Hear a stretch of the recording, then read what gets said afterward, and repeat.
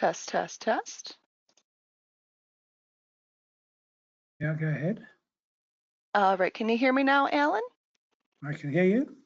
All right, perfect. I didn't know if we were having some audio difficulties there, but my apologies for that there. Anyway, in case anyone missed that audio there, I'm not sure if everyone could hear me or not. If you cannot hear me for some reason, or if you're having difficulties, please do ping us in the chat. I'm happy to help work through any technical issues. That's why I'm here after all. As I was saying, welcome to today's webinar, Your Journey to ISO 27001 Part 2. Updates, transition strategy, and implementation. My name's Amy. I'm a member of the marketing team at the Perry Johnson Companies, and I'm helping facilitate today's webinar and offer technical support to both our speakers and myself, apparently. Today, we are welcoming a special guest back. That's Alan Calder of IT Governance Limited, and I'll be introducing Alan to you momentarily. You may see him on his webcam there just now. But originally founded by Perry L. Johnson in 1994, Perry Johnson Registrars has been deeply involved in the international certification and registration industry from the very beginning. PJR and PJR UK offer accredited third-party certification to a range of standards from ISO 9001 to ISO 27001, AS 9100 to IATF 16949, and everything in between. We have a strong focus on customer satisfaction and engagement. We offer a variety of training, free downloadable information resources and white papers, as well as complimentary webinars like the one that you're attending right now. If you have any detailed questions about PJR certification programs or the process of becoming certified, I'd encourage you to visit pjr.com. Now, before we get started, I do want to remind all of our attendees that you will be on mute for the duration of the session to ensure audio quality and sufficient bandwidth for the broadcast to be successful. However, we do absolutely want to take whatever questions you might have regarding the material discussed. Some of the most common questions we get are regarding the availability of the slides and whether the broadcast is being recorded. I'm happy to say that not only will our slides be available for download from the PJR website, we are indeed recording this session. So anyone who was unable to join us, or if you have to leave early, you'll be able to rewatch the entirety of the webinar with the voiceover and the full Q&A free of charge on our YouTube channel. Just give us 24 to 48 hours to upload that, and it'll be available for review. If you happen to miss the previous episode of this webinar series, and that was part 1, project initiation, securing management support, and gap analysis, that is also available at this very second for free on our YouTube channel. If you missed it, I encourage you to check it out. Even if you have some questions that might have been covered in that webinar, like I said before, we're happy to answer any questions. But speaking of questions, how do you ask those questions? Well, it's pretty simple. Just go ahead and click on your control panel on your screen. There should be a tab that says questions or question and answer. You'll go ahead and open up that panel by clicking the triangle on the left-hand side of that tab, and it should open a text area for you to type in your questions and then click send. We'll gather those on our end and we will answer them at the end of the prepared slides. But now I'm going to go ahead and get right into things, and I'll introduce our speaker today. That's Alan Calder. He's the founder and executive chairman of IT Governance Limited. Alan's an internationally acknowledged cybersecurity expert and a leading author on information security and IT governance issues. He is also the founder and, as I said, executive chairman of IT Governance Limited, a single source provider of cyber risk and privacy management solutions. Alan co-wrote the definitive compliance guide, IT Governance, an international guide to data security, and ISO 27001, ISO 27002 with Steve Watkins, which is the basis for the UK Open University's postgraduate course on information security. Alan also wrote a number of other popular books on ISO 27001 and the EU's GDPR, including the popular EU General Data Protection Regulation, GDPR, an implementation and compliance guide, which provides a clear and comprehensive guide to the regulation and sets out the obligation of data processors and controllers. Alan, thank you so much again for coming back to join us for part 2. We're excited to have you on once more, and I will let you take it away whenever you're ready. Great, thank you so much, Amy, and good afternoon, ladies and gentlemen. I'm going to put my camera off, not because I don't like it, but just because it means that we can concentrate on the slides and focus on them. So this webinar is about the ISO 27001 journey. I'm going to pick up in the course of that transition strategy between the current version of ISO 27001 that was published in 2013 and the version which is due for publication later on, probably in October. But the overall structure of today is very much around the progress. So assuming that you've paid or will go back to and pay attention to the first webinar, this is dealing with the middle 3 steps in the 9 steps to implementation success. We've been doing this for about 20 years. Governance, risk management, compliance solutions, often centered around ISO 27001. We've done huge numbers of just about every kind of information security, ISO 27001 related activity across the whole of the world. The group, of which IT governance is the biggest part, covers software, compliance training, and a number of other major areas. As Amy said, there's a bunch of books that we've written, but I'm going to pass over that. And the agenda for what I'm going to talk about today really is 27001 2022, what a transition strategy might look like, the baseline security criteria for implementing an ISMS, the 5 steps in an information security risk assessment, and then how to secure organization-wide commitments to an ISMS, with a finish up looking at some practical steps and solutions that can help you do that implementation. So, ISO 27001 2022. The current version of the standard, the only version to which you can comply today, was published in 2013. So it's ISO/IEC 27001:2013.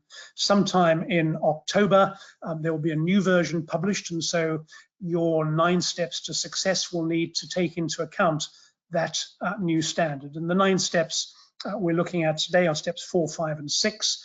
The management framework. The management framework is focused on what is the standard that we're implementing, the baseline security controls, the ones that you put in place to meet your business, legal, and regulatory requirements, and then risk management itself. As I said, the transition is going to be fairly critical. Part of the question is, do we start today or what? ISO 27001 2022 be published in early October is the current expectation. These dates can slip, but it's looking fairly solid at the moment.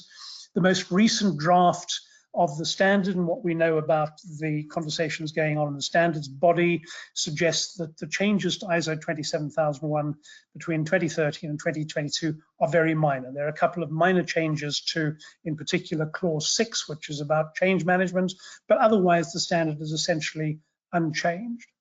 The area of change there is, though, is in Annex A. Annex A, as I'm sure you all know by now, is a list of possible controls from which you might make choices in order to achieve your risk management objectives. It's a referent control set. So what ISO 27001 requires you to do is to map whatever controls you do select to those listed in Annex A in order for people looking at your management system to be able to have a clear point of reference in terms of what controls you've got.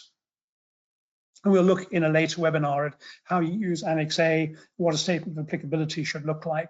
But for today's purposes, really all that matters is that you've got an annex, which is a list of controls, which are specifically the names of the controls in ISO 27002 2013. So currently there's 114 controls listed in Annex A.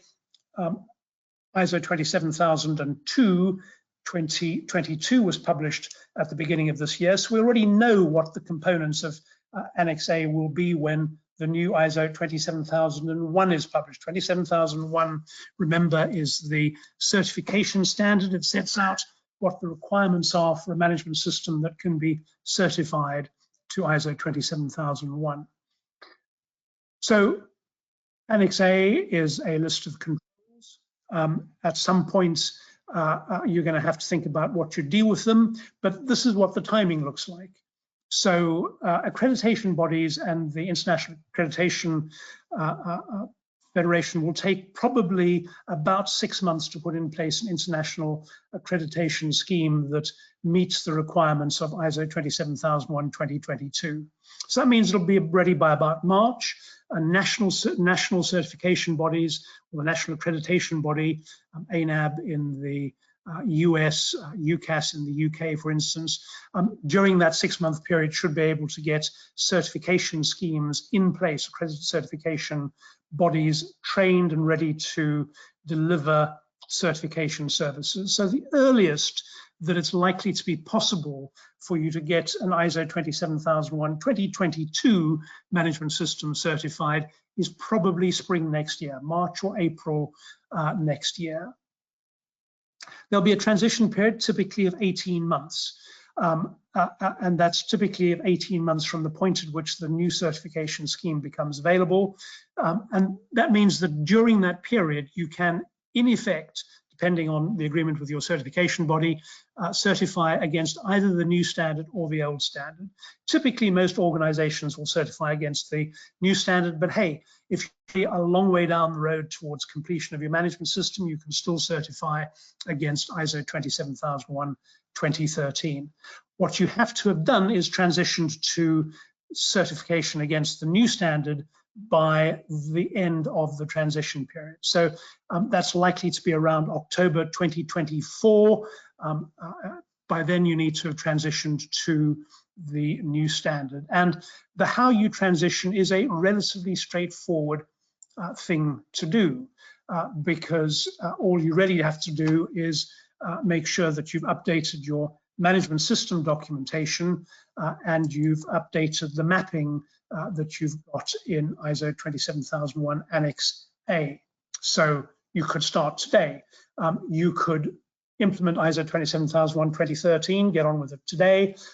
When the new standard is available and you know the final version of the wording, you can update your management system text and compliance to the new standard.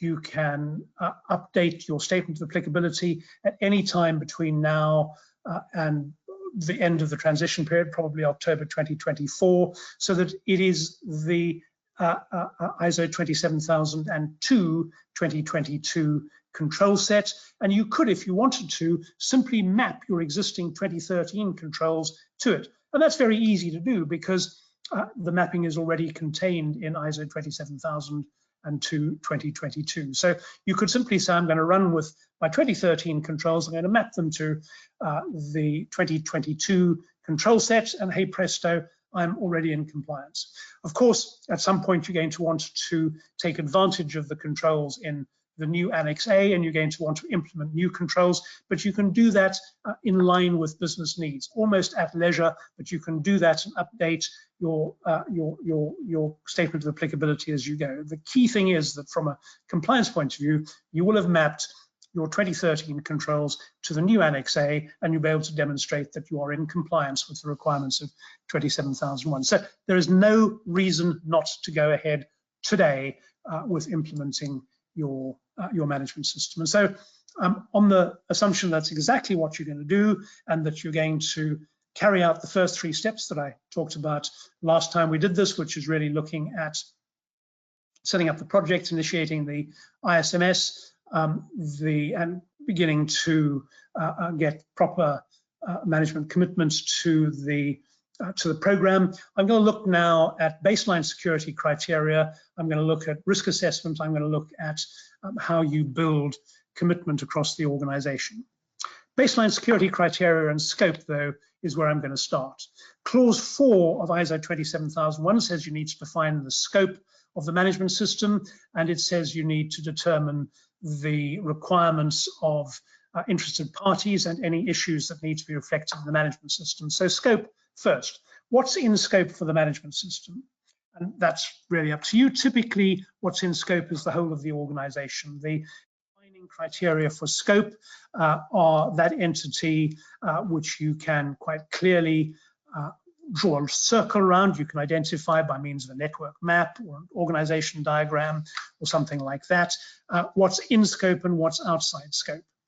Typically, there will be a management body that is responsible for what is in scope. So if you can't identify a management body, you probably can't identify what's in scope. That's the first big clue. The scope is where there is a management body. The second is to be clear about the things that are maybe in separate geographic locations, but are still within scope because, for instance, you operate off the same IT system. So if you've got a business where the office is based in New York, but you've got subsidiaries in Paris, Melbourne, and London, let's say, and they all operate off the same global internet or off the same cloud infrastructure, and they all run the same processes, you're going to say, okay, they're within scope. ISO 27001, though, says that if you've outsourced a process, while the process is in scope, the organization that delivers the process is not itself in scope. So in this example, for instance, you might have an organization that's responsible for developing your infrastructure, your IT infrastructure. The development process, the process by which you determine your needs, you share them with your contracted provider by the means by which you assess the security of what's coming back to you, your deployment process. That whole process is going to be in scope for your ISMS, but the contractor itself isn't. And it isn't because it's got its own management. It's the management of the contractor is not subject to the management of the entity that's within scope. So scoping, quite a complex exercise. Unless you're a very simple organization, most organizations will tend to turn to a consultant support like ourselves, perhaps almost certainly like ourselves, to talk through how you can best scope the management system. Once you've got scope clear, the next step is to determine what we call baseline security criteria. Now, all organizations, when you start your ISO 27001 certification journey, you already have a series of information security controls in place. You're doing them already. You don't need to do a risk assessment to determine what you're already doing. You're doing them. So you're doing them because you identified a reason to do them. So your first step is to identify what security controls do we currently have in place.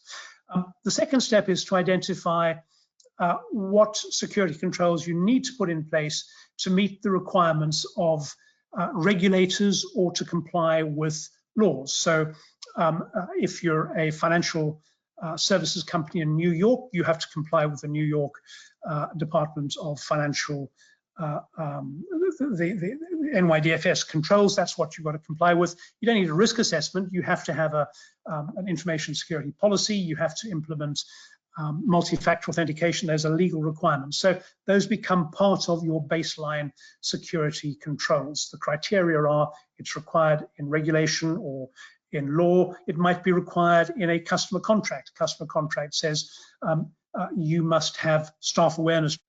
So you're going to put that in place in order to meet your compliance requirements. That is clause 4 of ISO 27001. Identify the requirements of interested parties. Interested parties are regulators, customers, legal bodies, judiciary. They all drive things that you need to comply with. And the big issue you need to be thinking about is not just what is the control, but you need to be asking yourself, how can I demonstrate that the control is capable of being operated in a way that's repeatable and its effectiveness is measured? Because that's what you're going to want to do for all controls. We'll look at that later on in this series when we're looking at clauses 9 and 10, which deal with measurement and measurement of effectiveness. So let me give you an example of the kind of things that we're talking about. Your legal and regulatory compliance could be driven by e-commerce, by national security, by the need to protect IP.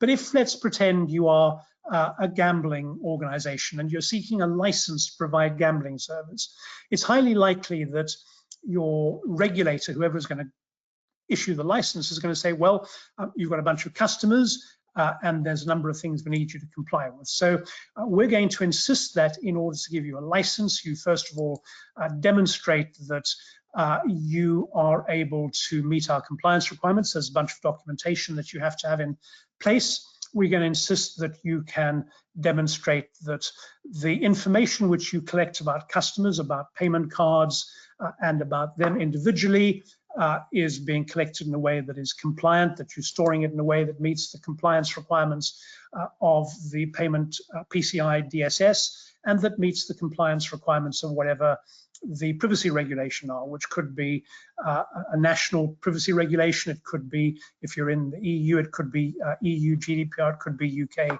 GDPR.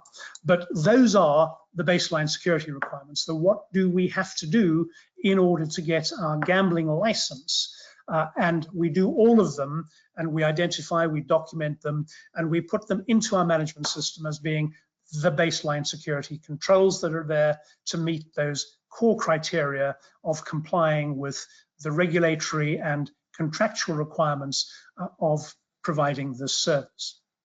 Once we've done that, we've then got a number of other risks, and we apply our information security risk assessments to determine what an appropriate level of risk is and how we deal with that. And the information security risk assessment, I'm giving you a real overview of the 5 steps in how to do this in a way that meets the specific requirements of ISO 27001.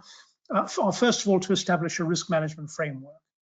That needs to be a methodology. The methodology needs to recognize your baseline security criteria. It needs to have a risk scale so you can compare one level of risk with another. It needs to be driven by management risk appetite, and you need to determine whether you're doing your asset risk assessment, your risk assessment on the basis of risks to assets or on the basis of risks which arise in particular scenarios, or a mix. You need to be very clear in your framework as to how you're going to do that. You then need to identify risks, and for ISO 27001, you're going to identify a risk not as something which somebody thinks is a risk, but as something which specifically combines likelihood of a thing happening and impact if it does. And it's likelihood of something happening that will compromise confidentiality and or integrity and or availability of information or of the asset in which the information resides. So risk is a combination of likelihood and impact, and you're going to analyze risks by looking at threats that have a likelihood of exploiting a vulnerability. So if you have a vulnerability and there's no threat that might exploit it, you frankly don't have a risk. There's no point in investing money in patching a vulnerability which today there is no likelihood of it being exploited. Of course, there is tomorrow, so you'd want to keep the vulnerability under review, because the moment there is a threat to it, you need to be able to deal with it. Similarly, if there is a threat that points at a vulnerability, but the impact on the organization of it being exploited is minimal, you might not want to spend money on closing down or patching that vulnerability. So for every threat vulnerability combination, there's also going to be a likelihood and an impact. And it's the determination as to which impacts are acceptable that enables you to prioritize how you are going to deal with risks. So the 4th step in a risk assessment process is to evaluate risks, to compare them one with another. And it's the management risk appetite that enables you to do that in a way that helps you determine what risks to deal with and how you deal with them. And the 5th step then is how you're going to deal with the risk. You might simply avoid the risk by saying, we're not going to take it, we're going to eliminate it entirely, and we will not connect to the internet. That way we don't have a risk related to internet-borne threats. You could modify the risk by, you could say, actually, we can't do business without connecting to the internet, so you could apply controls to reduce the risk. You modify likelihood or impact, you modify likelihood by having a firewall, you modify impact by having multiple layers of defense between the firewall and where the asset is. You modify impact by having a backup strategy in place. You could share the risk with a third party, so you could have cyber insurance, or you could contract with a third party to be responsible for managing that risk on your behalf, and you pay them money to bring the risk under control.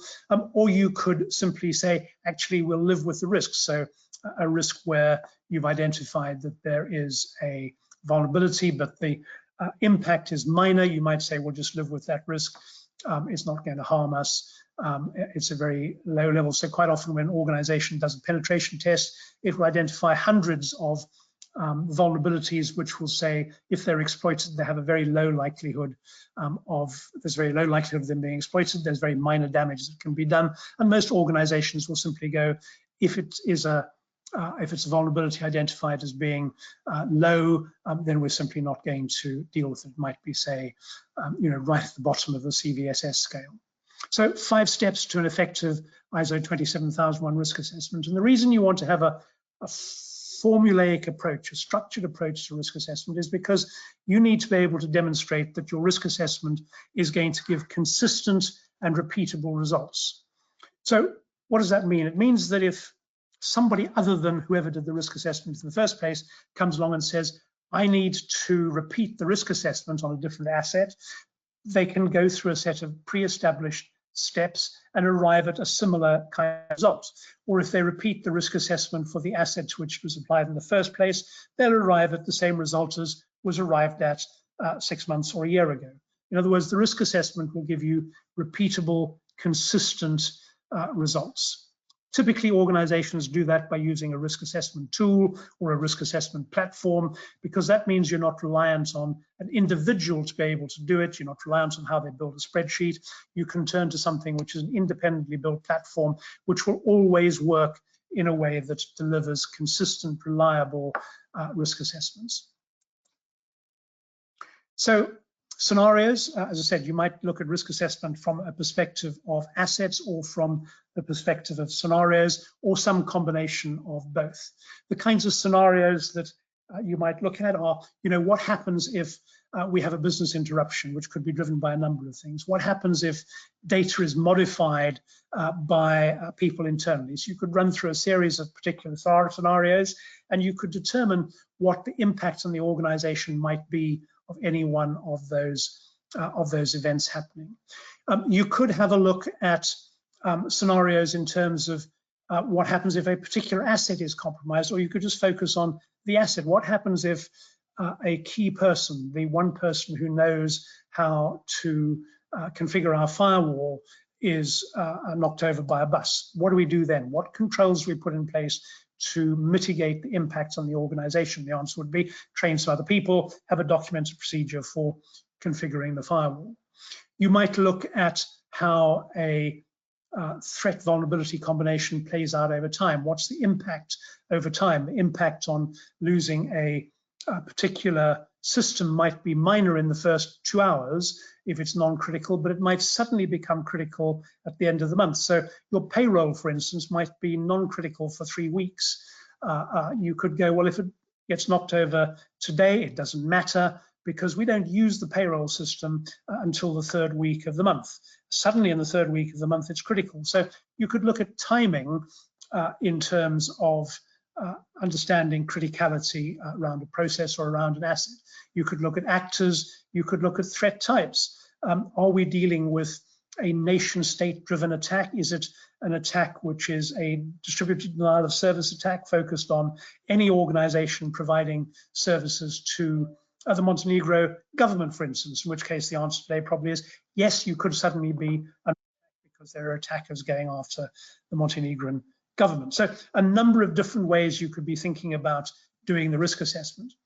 What you learn very quickly is that whatever your approach is, one key aspect of a risk assessment framework or risk management framework is you need to stay up to date.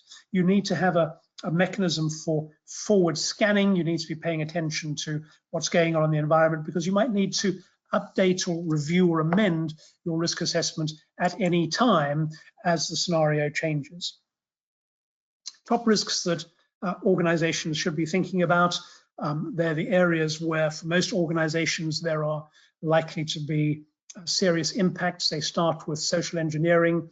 Social engineering, whether it's a phishing attack or some other form of attack, is most cyber criminals' preferred method of breaking into organizations today. So that's top key area to focus on. You can only really deal with it by massive ongoing training and testing across the organization, which is continually updated for latest phishing and social engineering type attacks. But unauthorized network access, which could come through phishing, could come through malware, could come through inadequate passwords, a number of different ways that attackers can get access to or be able to move laterally inside a network, another major risk. Information disclosure could be somebody planning to leave the organization, takes a customer list with them, could be by mistake somebody uploads a key customer list or a staff list to a website which is not secure. It could be information included in email which is sent by mistake to the wrong person, which means that suddenly somebody has access to information which they shouldn't have. That information might not be a list of staff, it might be your business plan for next year, it might be the financial results which you're due to be disclosing to the financial market in 10 days' time, but which currently is highly confidential. Information disclosure, top 10 risk. Equipment malfunction, particularly in today's distributed environment where you have people working often from home or on the road, they could have a device go down. So imagine if I'm going to deliver this webinar and my device goes down just 5 minutes beforehand, or there is a power failure in my building just beforehand. How do we deal with that? There could be large numbers of key people on the call. It might be a webinar for people interested in ISO 27001. It might be a webinar to thousands of analysts. How do you deal with the impact on the organization of an equipment malfunction or a loss of power? Configuration errors, huge migration to the internet, to the cloud, and digitization projects accelerated as a result of COVID. Many organizations didn't really have a proper idea of how to configure their services in the cloud, and there are therefore now thousands and thousands of organizations who have serious insecurity because their cloud deployments can be hacked. Just alongside equipment malfunction, hardware theft. You still have on-prem servers, somebody has a device stolen, any one of those can bring you an impact that you weren't expecting to have. Records destruction. What happens if somebody deletes a database that isn't backed up? What happens if you've got a whole lot of records which were on paper and you left them on paper as you shifted to cloud, but you haven't got digital copies of all of them, and then the database gets flooded or fired, the paper database. Destruction of records, loss of records, somebody overwriting records, all of those can bring huge problems. Remember, under GDPR, there is a requirement that you retain data for the period of time that in your privacy notice you say you will. Having it lost beforehand is a data breach, is a breach of GDPR. Natural disasters, floods, fires, terrorist attacks, cyber war, the nation state attacks, all of those. So top 10 risks, your ISO 27001 risk assessment should one way or another be considering. And one of the reasons for pointing this out is, of course, not just that it's an important part of you thinking about your own security, but your Perry Johnson registrar assessor, when they come to be looking at how you've done your risk assessment, are likely to say, and so tell me, what have you done in thinking about the risk of information disclosure? All of these are things which could affect any organization. So I would expect any good certification auditor to be asking about these. And so you want to make sure, because, hey, doing an ISMS, you want to get it certified, you want to make sure that you're in a good position to talk intelligently to your auditor about the top 10 risks that you should be considering. And many of these may not be covered by your baseline security criteria. Some of them could be, but not all of them would be. And you can see, if you think about this, how if you've implemented what you have to do in order to comply with your regulatory requirements, thinking about your broader risks will give you a comprehensive set of controls to be thinking about in your ISO 27001 ISMS. We'll be thinking about controls a bit later on in the series. So you need to do a risk assessment. Your risk assessment needs to reflect your scope. It needs to be all the assets within the scope of the organization. It needs to build on your baseline security criteria.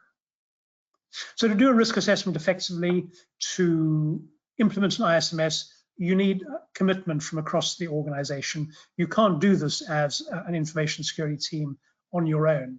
And if you think about it, that's not surprising, because you have many people across the organization who are involved in using information, who depend on the confidentiality, integrity, and availability of data to be able to do their jobs. So 44% of global boards are involved in setting the overall security strategy of an organization. That's really not good enough.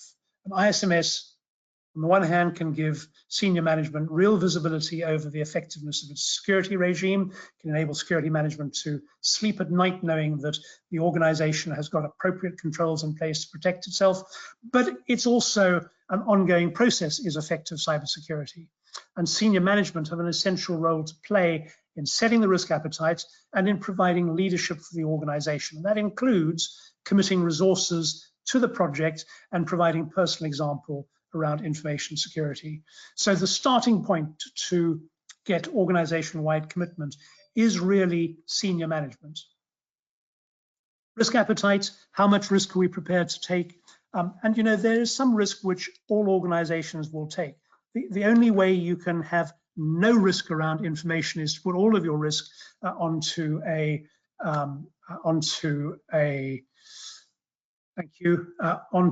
USB stick, encrypt the USB stick, and then throw it into the ocean. That way you're safe. But you also don't get to do business. You have to take some risk in order to do business. You have to share data with people. You have to talk to clients. You have to accept emails. So you have risk. Management's job is to determine how much risk is acceptable. Where is the balance between reducing likelihood and living with impact? Because if there's likelihood, there's going to be an impact. What's the right balance? And management risk appetite is the key to determining that. So very early on in putting the risk assessment process together, you need to talk to senior management and say, how much risk can we take? What are we prepared to live with in the terms of impact in order to operate the business effectively? Once that's clear, the information security team can get on with determining what the appropriate controls might be in order to implement and to create and implement an information security management system that meets management's risk appetite and requirements. Reporting to the board on how you go, on how effective it is an important part of building communication that enables the board not just to support the information security team, but to support across the organization as a whole, to make sure that everybody understands that they have an accountability for information security in their own particular area. And part of that is making sure that the CISO is reporting appropriately within the organization. Management needs to be aware of, needs to be on top of the CISO reporting activity. It needs to be impossible for the IT team to hide information security failures. The board needs to be aware of that. So however how the CISO reports has to involve senior management getting clear information from the CISO about the state of information security inside the organization.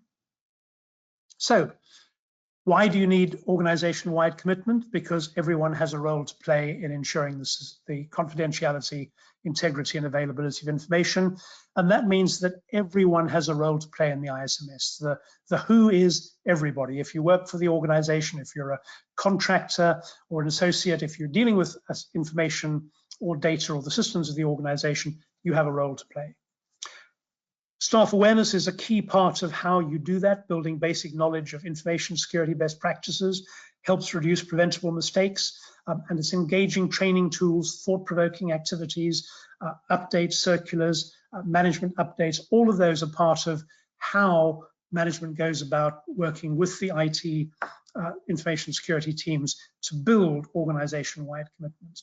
And it takes time. Building organization-wide commitments, typically inside an organization, will be there by the second or third year of an ISMS. So you can get ISO 27001 certification without an organization-wide commitment, because you can point to the steps that you're taking, you can point to the fact everybody's had basic training, you can point to how you're auditing the management system, you can point to your forward plans.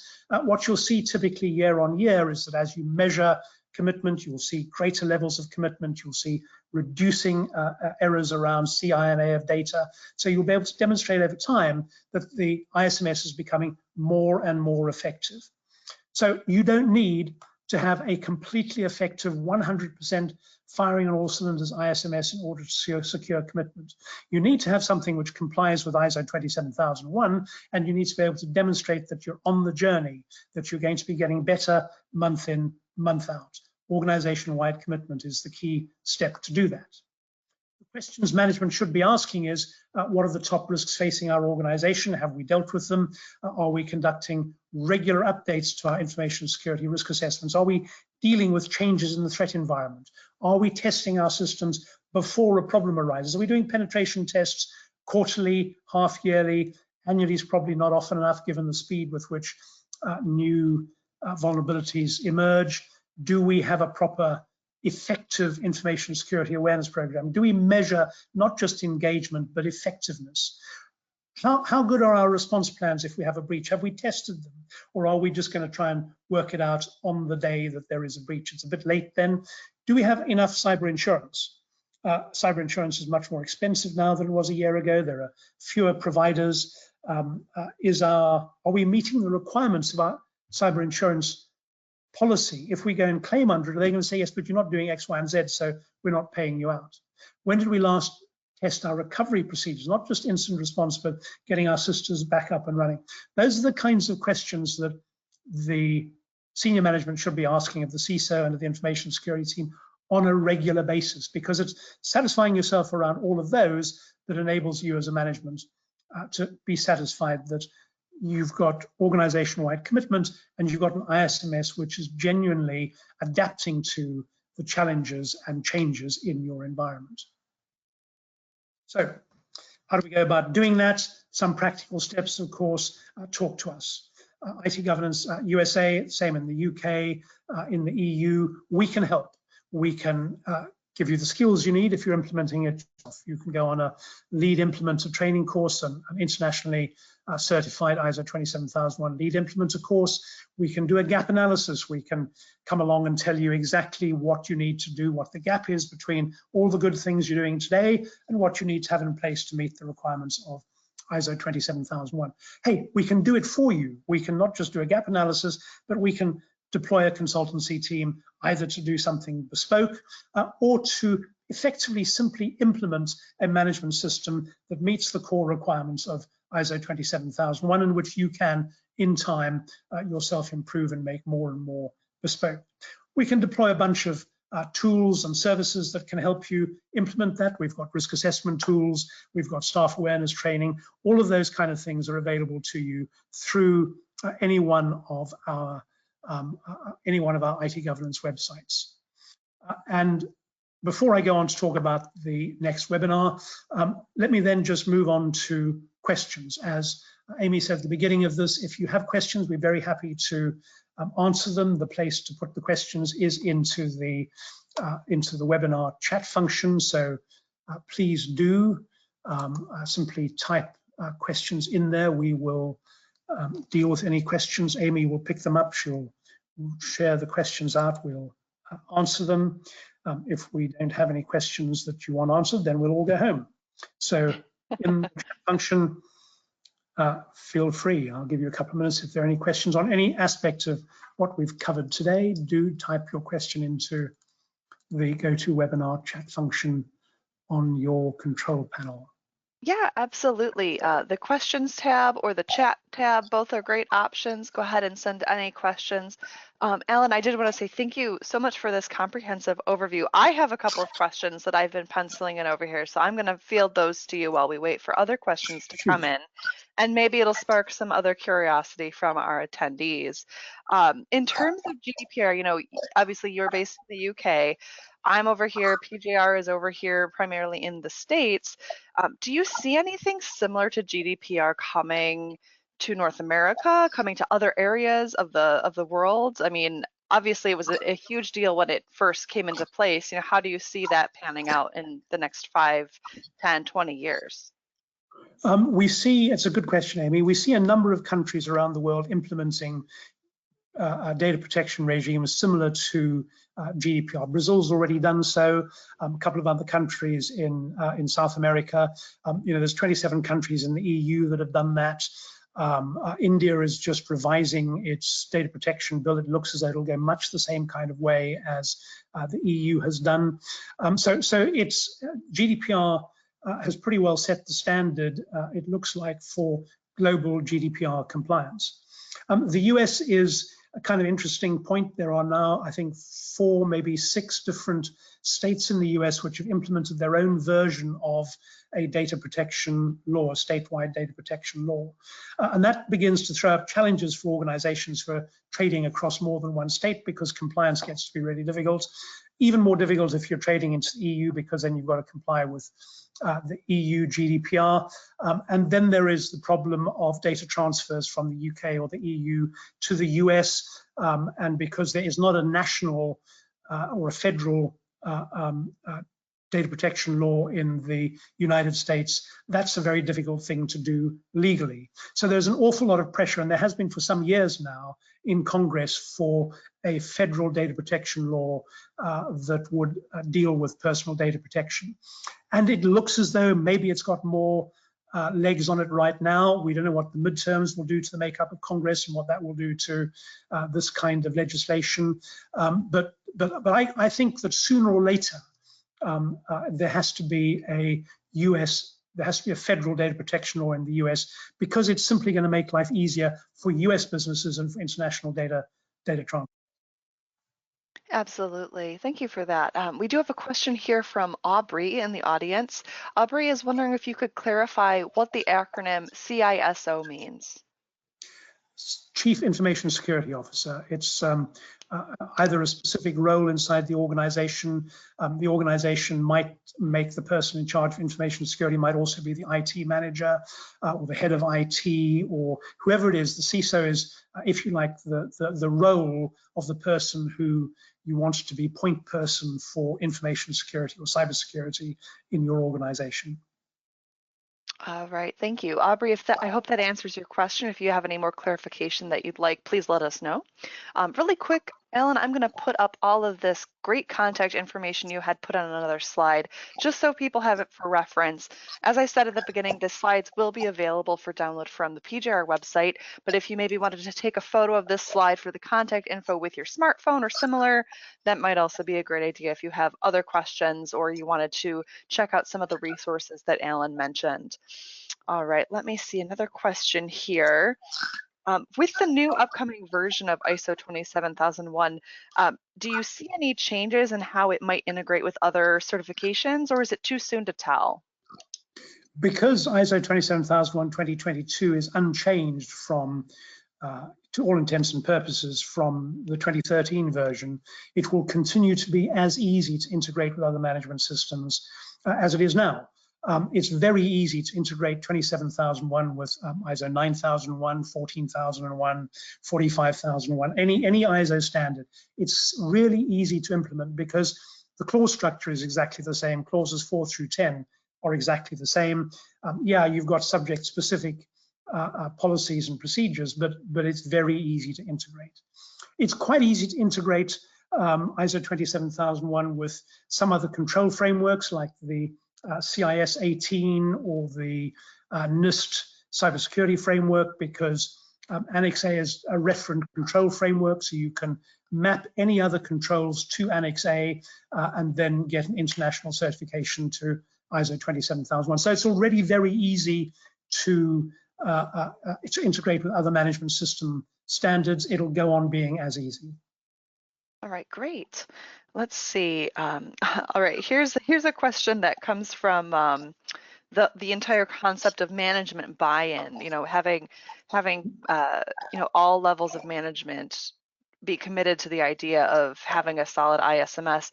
What would you recommend? You know, say a business has upper management that maybe is not so tech savvy, or doesn't have the familiarity with IT concepts and, you know, cybersecurity concepts. Are there any resources or methods you might recommend for helping gently educate these types of people to the needs of a solid ISMS? Yeah, I think the first thing I would say is don't talk to them in tech terms. Talk to them in business terms. Talk to them about how their customers or your customers want to know that they can rely on you to protect their data. Talk to them about how your customers want to know that you're going to be around in 6 months' time, that you're not going to have a cyber attack that knocks you out. Read in the newspapers as much as they like about the companies that find themselves being suffering huge cyber attacks, going out of business, going into chapter 9 or chapter 11, where executives get fired because of cyber attacks. They don't need any cyber knowledge to understand that those are the potential impacts. And say to them, what an ISO 27001 management system does is put you, the management, in business charge of how much risk we take. You don't need to understand the detail of the cyber risks. That's what you pay us for. But what you need to do is tell us how much impact you want to have, where you want us to draw the line between being able to deal with what goes on in the real world and limiting impact. You tell us that in terms that make business sense, we'll translate that into tech terms. That's how I go about doing it. I absolutely would not try and teach management tech terms because, management's really only interested in the top line, and sometimes also the top line, and then at other times it's also going to be the top line again. And you talk to them about anything complicated, they lose interest. So just focus on the top line. Absolutely. Keep it down to dollars and cents and don't let their eyes glaze over with the tech talk. Yeah. All right. I'll pop one more question in here unless someone else drops a question in the questions tab on GoToWebinar. Alan, what would you say is the most commonly overlooked risk in terms of risk analysis? It does vary a bit, but it tends to be the embedded risks, the failure to recognize that you've got specific assets which you're so used to using as an organization. So it might be an HR database. It might be, most people are aware of customer databases, but they often don't think about their HR database and how critical and valuable that information is and what happens to the organization if it's compromised. They often don't really think about the risks to the organization of mobile users, particularly around endpoint compromise. They think, well, they're fine. They've got their own devices. They can work. They don't think about, but they were supposed to be delivering a webinar this afternoon. So it tends to be, people tend not to think about the things which are really in front of them, right in front of their face. They tend to think about the things which are slightly more esoteric, that are slightly less likely to happen. You're going to get hit by a phishing attack. So people think about phishing attacks. They don't think about what happens if I go onto a website that I shouldn't go onto. They don't think about how do I make sure that when people are sending an email, they don't just pick the first email address that comes up with the auto-fulfill function in email. They don't think about the stuff that's right in front of them because it's right in front of them. That tends to be for organizations where the risks are that they miss. Absolutely. Those little things that you take for granted as being safe are not safe usually. Absolutely right, yeah. All right, I didn't see any other questions come in, so I'm going to go ahead and put up the information, save the date, go to the PGR website and register for the next installation or installment in this webinar series. Alan, did you want to talk a little bit about what we're going to cover next time? Yeah, we're going to cover the final 3 steps. So 9 steps to success. We talk about as your ISO 27001 implementation journey. We'll talk about the final 3 steps in that process, obviously sort of pretty high level. We'll also talk about how you can integrate privacy compliance into your management system. So whether you do ISO 27701 or not, that can be part of the scope of your management system, but certainly protecting personal data or personally identifiable information should be in any case built into your information security management system. So we'll be covering that as one of the specific elements in looking at the 3 remaining steps in your 9-step journey to success. All Now, right. Well, we're looking forward to it, certainly. So I hope everybody who attended today does register for part 3, and we're looking forward to it there. As I said at the beginning, this webinar has been recorded. The slides will be available for download, so I would absolutely encourage you to take the recording, take the link, send it to anyone who you think might find it useful. Encourage them to sign up for part 3, or go back to even watch part 1 as well. All the recordings, as I said, will be on our YouTube channel, completely free of charge. You can simply go to YouTube and search for Perry Johnson Registrars, and the channel should come up near the top of the results. Alan, once again, thank you so much for a fantastic webinar. Any parting words of wisdom for the audience? the cyber risk in the next 6 months is going to be significantly greater than it is now. The repercussions of everything that we see happening on the cyber warfare front pans right the way through into nation state and criminal activity. A bit of worry about economy, recession, inflation means people think that cybersecurity, information security is optional or is a discretionary spend. It really isn't. If you think of being connected to the internet as a bit like being on a cyber floodplain, you're going to get flooded in the next 6 months. You need to be taking action today to deal with your information security risks. So if you haven't started an ISO 27001 journey, start now. If you're on the journey, accelerate, get there as quickly as you can. All right. Thank you again, Alan, for your time and your great, vast array of knowledge. We truly appreciate having you on, and we will see you all in the next installment of our series. Hope you all have a great rest of your week and stay safe out there. Have a good day. Bye-bye.